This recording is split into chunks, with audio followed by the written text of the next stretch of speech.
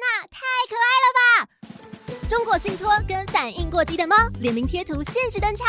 ，8款动态贴图，表情到位，情绪满满，超级实用。听你所想，与你一起生活的银行。即日起至2026年1月22日，加入中国信托 LINE 官方账号，就可以免费下载限定联名贴图，再完成贴图互动游戏，就可获得美食优惠大礼包，赶紧来下载吧！立即搜寻中国信托 LINE 官方账号。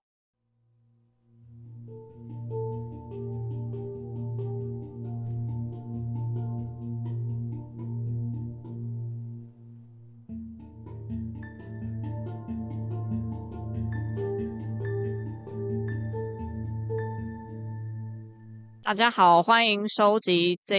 今天的疑案办 Podcast 节目。那今天是特别节目，因为我们现在的录音现场是来到牯岭街旧书香市集的现场，所以会有一些就是杂音啊。我是今天的主持人之一阿华。大家好，我是冠廷，我是疑案办的冠廷。那今天其实算是一个特别单元啦，我们今天就是在这边一个相当有点吵杂的环境。然后今天是12月21号，我们现在正在牯岭街的这个市集摆摊。那牯岭街的这个市集，我不知道听众可能有些人有来过，有些人可能是如果是中南部的可能没听过。那牯岭街市集基本上就是一个把牯岭街给整个封路起来了。我印象中应该已经有20年了，对，我记得还是还蛮久的。对，因为以前我住这附近的时候，我是有经过，然后有封路，然后它都是一些比较古董古书的那一类这样子。对，对，然后后来好像这几年，因为文化部有在推，就是一个地方都要有一个书市的这个活动的办理这样子，所以牯岭街市集这边也跟就是由南海驿这边来做这个书市的办理这样子，跟串联一些很多单位。那我们今年也算是第2次来摆摊，然后人流一直都蛮多，蛮不错的。我觉得大家如果有空的话，也可以多多关注一些各地的这些书市的一个状况这样子，他们会邀很多出版社啊、独立书店来做摆摊，或是一些个人的创作者啦，像今年就我觉得增加蛮多，就是图文插画的创作者，然后他们会来这里摆个人志这样子。对，今年我现在都还没有空去逛，你有逛了吗？我其实也没有时间，对，因为我觉得今年的人潮有比去年更多。今天基本上这集就是比较算是一个聊天啦，那刚好已经快到年底了，今天这个主题就比较随性一点，就是大概跟大家聊一下疑案办这一年2025年大概做了哪些事情，还有我们2026年会启动一些新的计划。首先第一个部分是因为刚好录音的这2天，就是台北有发捷运的，对捷运的案子，我想说，就是在进入主题之前，可以稍微再讲一下这个事情的。纯粹就是觉得，有一些感触啦，就是事情发生当下，大家一定会有很多的，就是会想说，他的动机是什么？还有就是各种质疑的声音啊，或者是比如说会怀疑，可能是各种的阴谋论。我觉得这样的怀疑是有他的可以理解这样子的怀疑是怎么产生的啦。对，但是我觉得一切都还是要等到检调这边有做进一步的调查之后。那我觉得现在不缺的就是阴谋论，或是贴标签啦，就是因为也看到有一些讨论，或是甚至你可能走在路上听路人这样随口聊，有时候也会听到有一些比较武断的标签化啦，就会说啊，这就是什么什么样的族群才会做这样的事啦，就反正就屁话、干话，然后再来就是有的人可能会开始臆测他的原生家庭怎么样才会造成这样子。那我觉得犯罪这种事情，反正就是我觉得任何人都是很犯罪。我真的觉得任何人都可能会犯罪，然后你只是可能没有遇到但你就是觉得很糟糕的一天，让你变坏的那一天，或怎么样的。那这是一个，然后另外一部分就是人本来就很复杂，很多面向，然后你用一个原因，好像一个可以怪罪的东西，你就说他就会怎么样，他就是因为这样子就变坏，我觉得过于武断。然后我有推另外一本书叫做《被误解的犯罪学》，对，我好像也跟大家讲过要去可以去看这本书。虽然它也是有点久以前的书了，这样，但它基本上就是用很多数据化，然后很多就是社会科学的研究方式去讲说，很多的犯罪其实不是我们想的那样那么理所当然的直觉。对，然后我记得我们以前在办公室也有聊过，就是到底人性本善还是人性本恶之类。对，这个在我们办公室就是对啊，我站在我自己个人立场，我是觉得就是人性本来就没有本善本恶这件事情啊。对，就是要不然就是有的人会想说，要不要把这些犯罪者就是大脑剖开来看一下，是不是研究一下是不是真的犯罪的人跟我们一般人大脑长得结构不太一样。对，我觉得就是犯罪的成因非常复杂啦。对，然后今天这个恐怖攻击，然后发生这样子的话，一定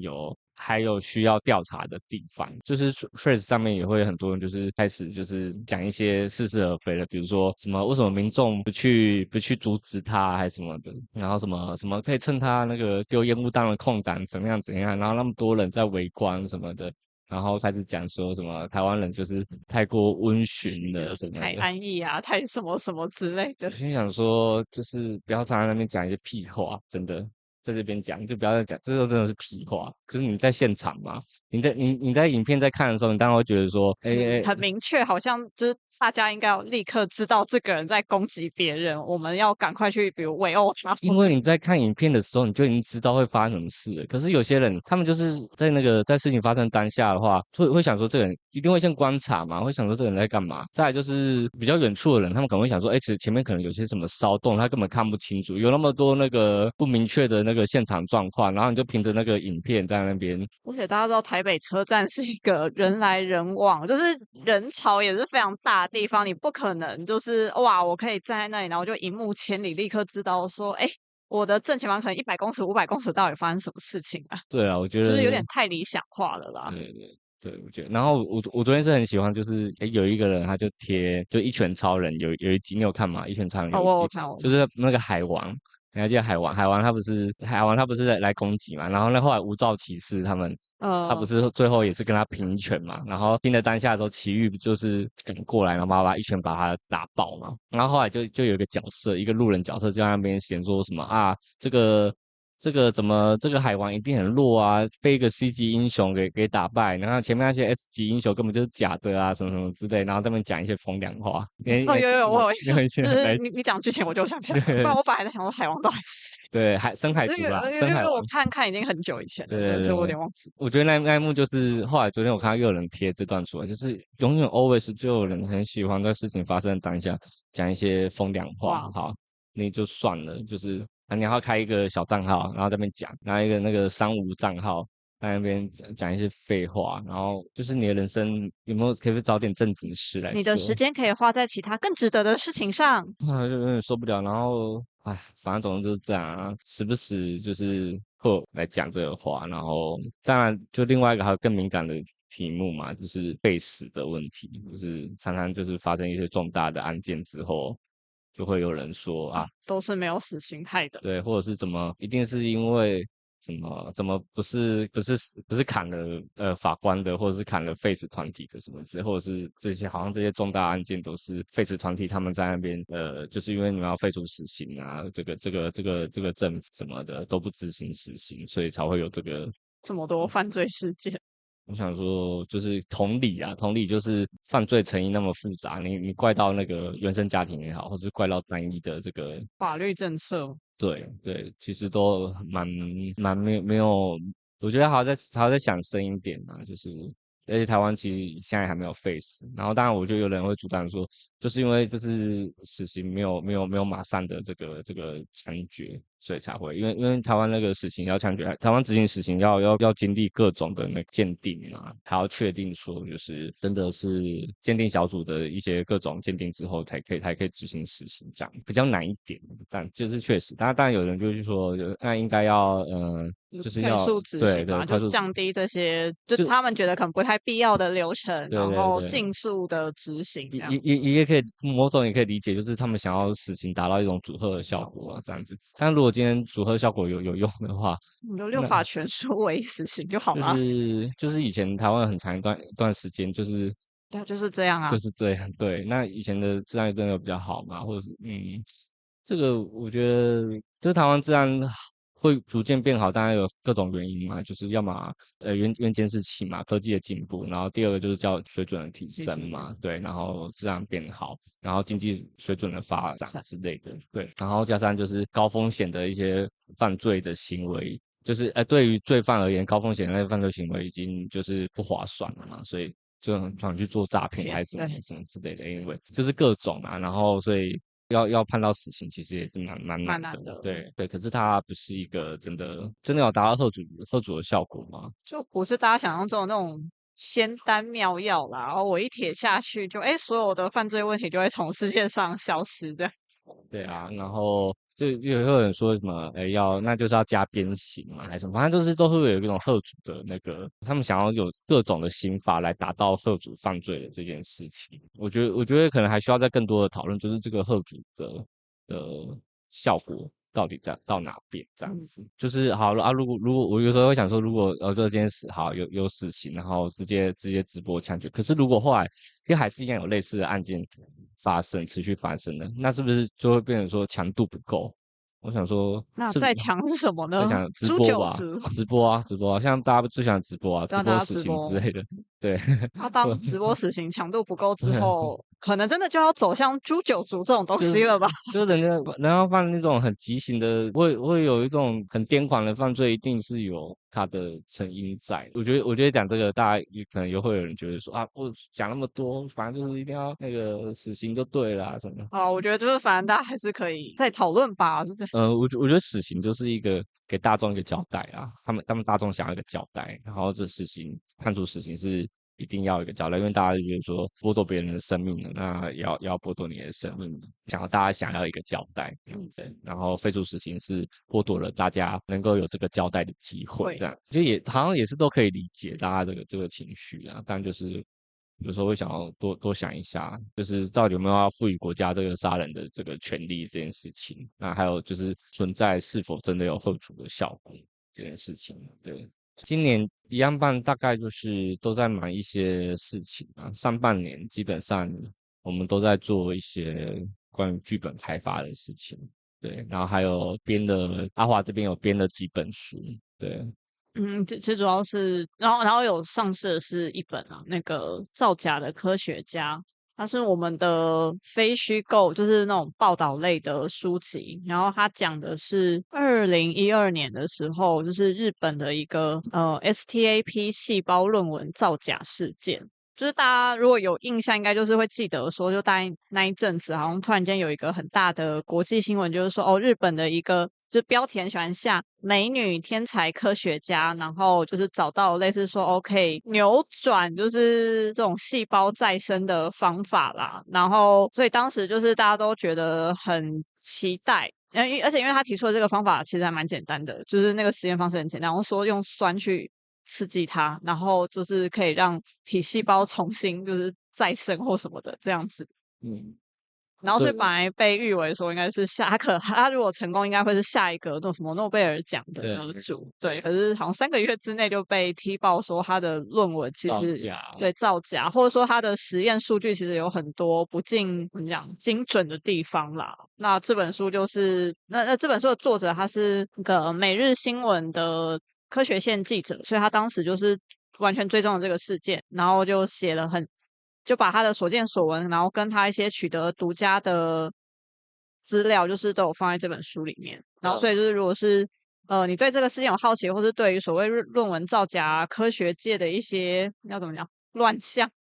因为他其实后面有分析说会有这种情况，可能多少也跟比如各国对于这种科学计划的补助有关啦，因为他们要拼 KPI。对，有些弊病存在，就是跟那个恶血的那种感觉有点像。那恶血他是做那个新创投资的那种圈钱的啊。对，我们在有一集也有谈过这本书，对。然后后来我们还做了，就除了这本书以外，其实阿华也有编的，都持续在编一些，比如说谜团小说奖的一些书啊，或者是有一些计划在撰写啊这样子。那其实主要还有一个就是一个武侠 IP 的一个开发啦，小说、剧本、漫画的嘛，对。对，就是我大概就今年的上半年花了非常多时间在写这个武侠 IP 的开发案吧，因为它里面就是希望同步开发小说、漫画，然后实境游戏，其实实境游是对，戏，实境游戏，对对，对，实境游戏的部分。哎，剧本没有了，对不对？影集不是吗？诶，其实老板自己后来应该是有同步在开发剧本以及的啊，只是我那时候在写计划书的时候，没有把它写，因为一些原因，对对对，对一些规范的关系，所以没有对，把剧本就嗯是的这一项列进去，但其实它同步来说是有的这样子。对，然后再来就是我这边就是有处理一些猩红速写的那个剧本开发，就有关注的话，应该知道我们有拍一部前导片，去年的时候，对，就是猩红速写是改编1985年陈高连夜案嘛，连续毒杀了7个儿童的那个案件。那后来谭墨跟薛西斯都有分别在我们这边就是改编了鱼眼跟猩红书写嘛，猩红书写是有进入这个剧本的这个开发补助，然后所以就写，然后就填掉写，然后对，然后我还跟编剧他们就下到南部去屏东去实地去看了一下，然后去问一下当地人对这个事情的一些他们的回忆啊。那你们有什么有趣，就是挖掘到什么有趣的可以分享吗？他们家还在，他们那个算对，房子算是那栋房子房子，勾处勾底这样子，然后刚好我们那时候去问，然后我们都进去里面，然后就买个东西嘛，然后就问一下，他们大概知不知道这些事情，不愿意多谈，不愿意多谈，因为好像疑似是就是受害家属的远亲之类的这样子，对，然后他们请我们去找就是那边的乡民代表，然后因为乡民代表针对这个事情有受电视的采访这样子，对。然后刚好又不在，所以就是那次有点可惜。反正就很经典，就是不要乱吃陌生人的陌生人的糖。糖果，对对对对，对，但我觉得这个案子也蛮久了，很多人都不知道。那个就，但是我觉得也是蛮轰动的，就是怎么会连续毒杀那么多就是小朋友，小朋友，而且是随机的，然后而且应该说他下毒的，虽然说是随机，可是其实就是他社区邻里那些可能几乎每天就是都会喊他阿姨的这对，种邻居小朋友，就都真卡收在一起，大家都用起塞啊嘛，然后对啊，然后他真实动机是什么？后来他也是很快的，大概好像2年之后就枪决了吧，1987，有点忘记了。1986嘛，然后对，然后你其实也不是那么确定说他真实动机是什么，虽然大家有说什么是原生不出小孩啊，什么子宫什么对之类的，就是因为婆家给他生育压力啊等等之类的。对，存疑啊。好康上场喽！政府普发1万，下普加发1万，1万加发1万，下普加发1万，下普商品全民家电升级，消费满10万加送1万，赶快去买！下普。存疑啊，对这个动机存疑，这样弄扁掉啊，所以就没办法了，对啊，就变成留给这个我们后人这个文化创作者一些想象的空间。像唐墨就是猩红书写就是讲那个犯罪心理学家，他去这个监狱就是想要去探求这个他真实犯罪动机这样子。然后学习师就是用了更多复杂的故事去包装整个，不管是生育议题啊，生育议题，然后母亲，甚至其实他从母职也还有延伸去，因为另外一面就是父职啊，就是大家这么看重母职，可是那同样也是孩子的爸爸，怎么好像就没有人有什么要求这样子？对之类的。当然，就是鱼眼就是一个算是工艺非常复杂的这个，然后逻辑非常严谨谨慎，然后又很精彩的这个作品啊，这很少各个奖项啊。对，然后猩红书写也不错，猩红书写大家在看的时候会觉得有一些什么幻觉或幻象还是什么之类，然后进入有点那种表里世界的这个感觉，就是那个王月雪这个角色他会进入一些那个其实有致敬《沉默之球》啦，就是他们以前有讲过，对，然后里面有一些什么血腥啊，或者是突然有一些幻象，什么血啊跑出来啊，然后什么小孩子什么在你后车厢，然后在那边尖叫什么之类的。那个他都有算是有致敬这个《沉默之球》啦，对，那两本都可以看，两本都蛮好看的，蛮有特色，都各有特色啦，这样子。就是虽然他们是改同一个案子，可是其实两个作者他们想要就采取的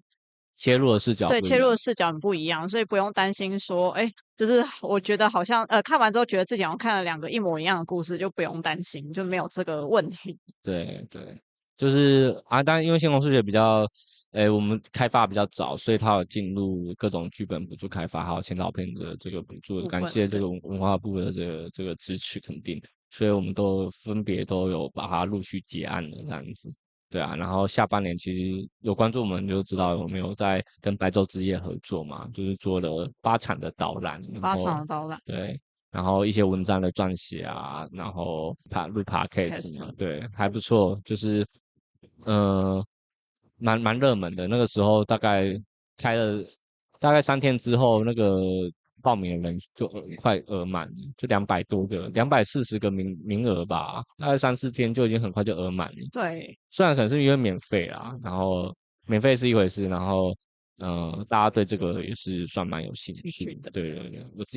我自己有跑跟两次嘛，然后阿华就全程都有跟嘛，对，就8场。对我对8场都有到，然后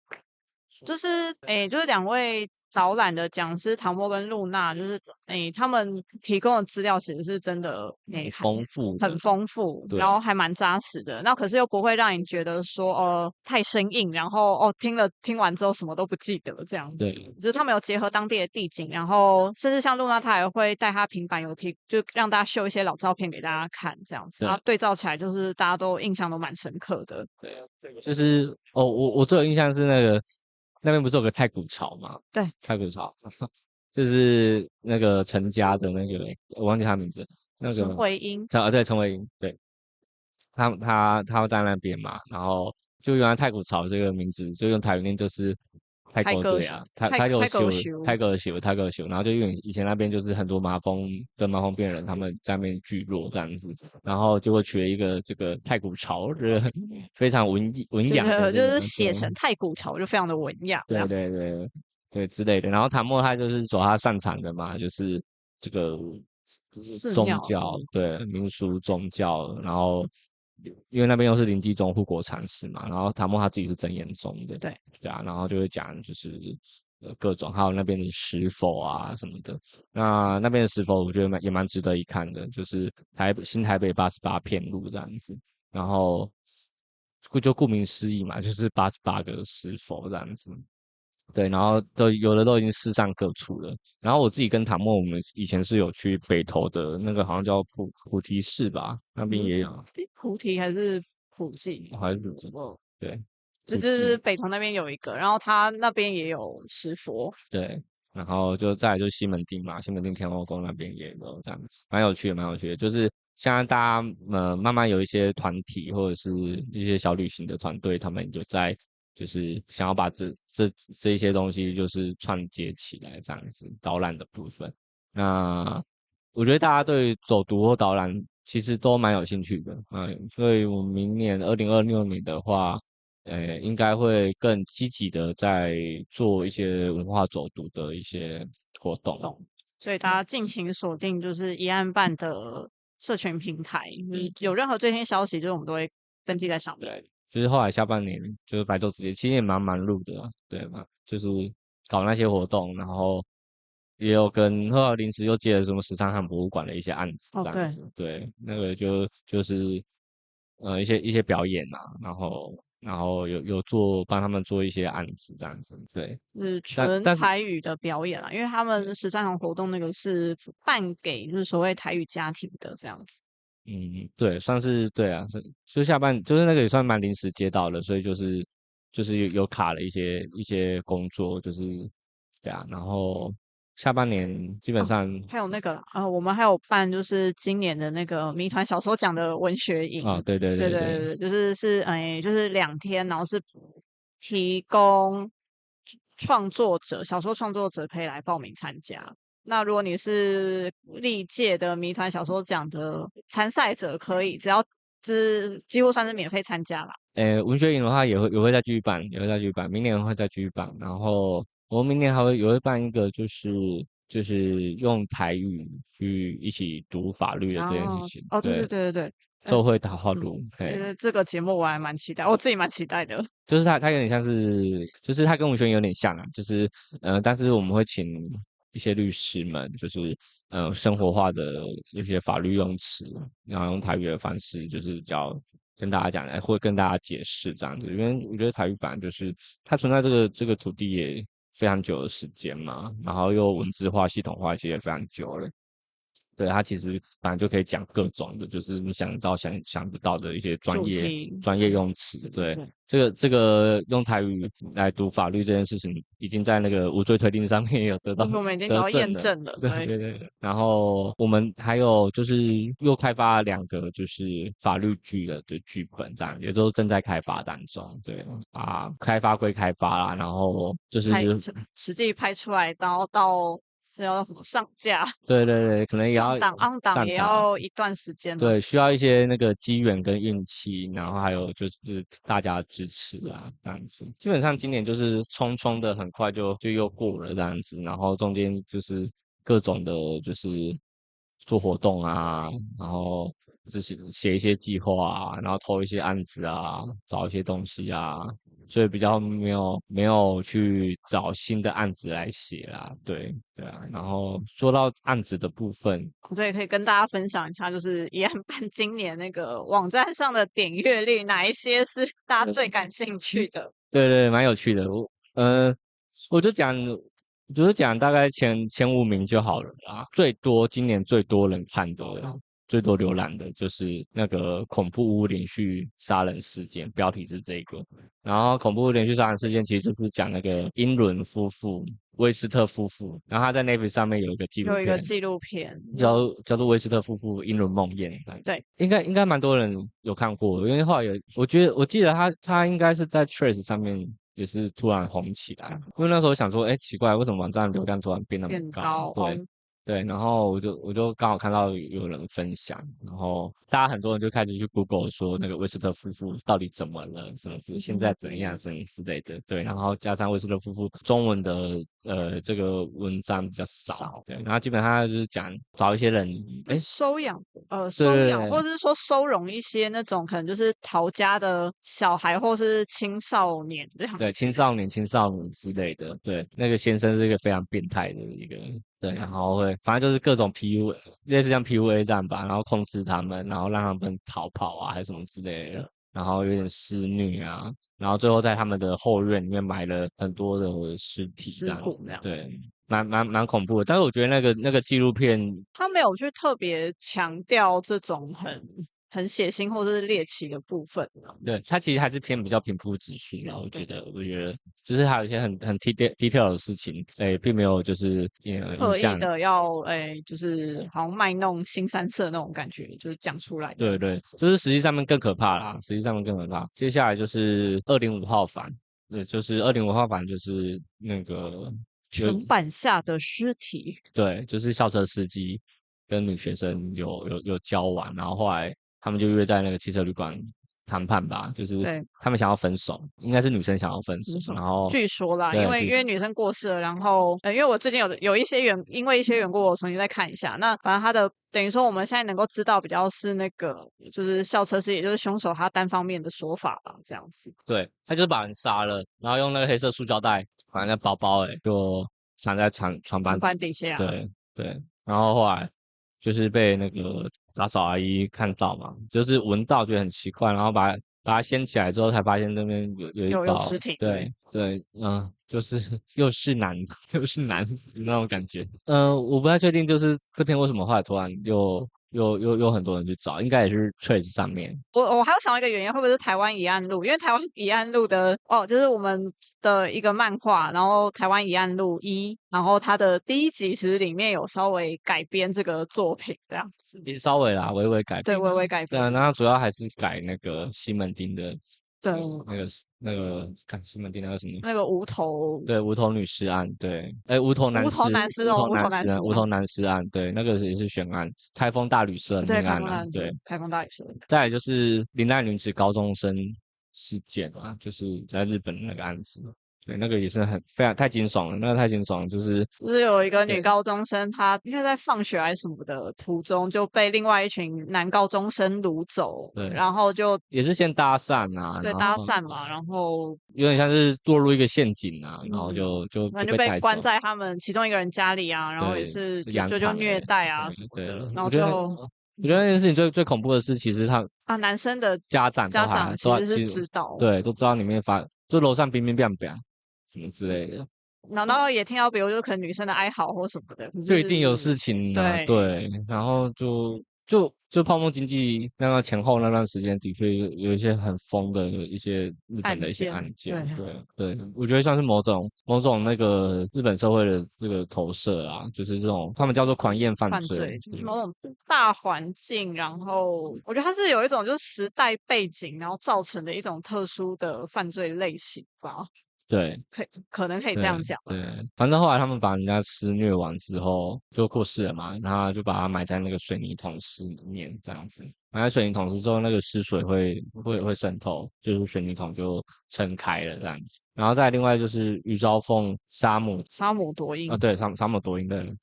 余昭凤杀母夺阴案，应该我们这几篇都是因为看 Trace，应该都是 Trace 的影响，然后就很多人就会分享，然后就流量会蛮高就的。会蛮高。对，再来就是那个基隆五福旅社命案，基隆五福就是也是旅社，他们就是一个强盗集团，然后到处作案，然后就是最后就挑中五福旅社，杀了好像5个吧，5个。那其实他们在台北的时候就有作案，对，就大概这些案件都是蛮热门的这样子啊。然后还有那个香港的那个陈燕玲案，就是反送中那段期间，就是很多的，就是无名尸嘛，然后对，然后有的会就是全身赤裸啊，然后会说什还是什么的，么死因无可疑啊，对对，什么之类的，对，然后他就是其中一个这样子。然后后面还一连串的爆发，就是因为陈彦霖他年纪比较小这样子，然后被发现的时候也是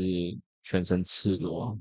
就会觉得可能应该是有被遭受性暴力之类的，然后后面又什么假妈妈出来就是还价，就是大家对政府的质疑还是什么之类的，然后整个生母啊什么的，真实的生母又好像又根本不是他啊什么之类各种的这个传言。奇怪的演出嘛，可以这样讲，就是这个奇怪的操作，政府的黑手对，很明黑手，显的在这个事件上面这样子，对啊，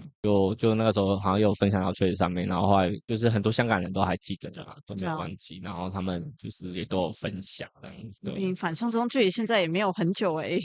其实不要容易忘记。我觉得反送中那段时间，我觉得最可恶的言论是什么？哦，这个反送中又给民进党送票啊，什么之类的，会在那边讲干话，就这样。然后明年会有一些很多一样办会有一些新的计划开始展开，这样子，包括说我们会有新的 podcast 节目，对。因为我们现在 podcast 节目都是讲，就是选一本书嘛，对，比较跟犯罪类没有关系的，对，所以我已经默默的把那个分类移出犯罪类型了，对，我把它移到那个社会文化之类的，但我们有些书也还是跟犯罪有关呢，对对，但是我觉得跟那个放在犯罪纪实那边已经没有那么的适合了，适合了，对对，没关系，我们后来想了一个新的节目，就是全部都在讲犯罪的。罪之日，对，这个节目名称又叫《罪之日》嘛，然后我们有跟配音员合作，基本上就是那个节目上架的时间就会是那个案件发生的那个时间的左右这样子，然后每天就是那个节目更新的时间就会是晚上的10点或11点左右这样子，然后主打一个犯罪悬疑 ASMR，然后再可能比如8分钟、10分钟这样听着听着，然后就睡着了。会持续更新吧？会持续更新。对，脚本啊、稿子是我们这边处理，然后这个专业配音就交给专业配音人员这样子，然后我们再回来做一些后置这样子，然后上架。对，大家可以期待这个节目，可能也会有另外一个新的节目，还在构思当中。对，我觉得做节目是还蛮有趣的啦。对，可能会有一些新的东西在慢慢产生这样子。就是做节目什么的都很有趣，但我们就是没有足够的时间。